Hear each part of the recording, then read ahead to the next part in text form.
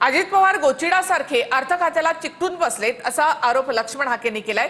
अजित पवार आम्हाला कधीच जवळचे वाटले नाहीत असं हाकेंनी म्हटलं आहे। लक्ष्मण हाके यांचं कार्य शून्य, ते कधीपासून ओबीसी नेते झाले असा उलट सवाल यामध्ये अमोल मिटकरींनी केलाय। हाकेंसारख्या लोकांना आमच्या भाषेत अशी टीका मिटकरी यांनी केली आहे। हे एखादं गोचिड एखाद्या जनावराला चिकटून बसतं तसं अर्थ खात्याला गेल्या 20 वर्षापासून चिकटून बसलेले आहेत। त्यामुळं अजितदादा पवार हा सामाजिक असंवेदनशील माणूस आहे। त्यांना गावगाडा वगैरे सोशल जस्टिस याचं काही देणं घेणं नाही।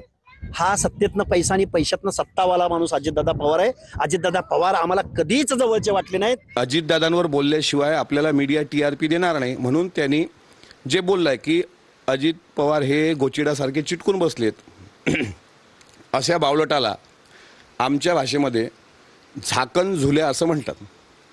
त्याला जनतेने जे गाडी दिली असं तो म्हणतोय, हाय स्वतःचीच, पैसा स्वतःचा असतो, त्यानं कुठून उभा केला, कशा काय केला ते त्यालाच माहीत आहे फक्त। असं आहे, त्याची भरीच काही अंडी पिल्ली आहेत। आता बोलतोय तर बोलू द्या।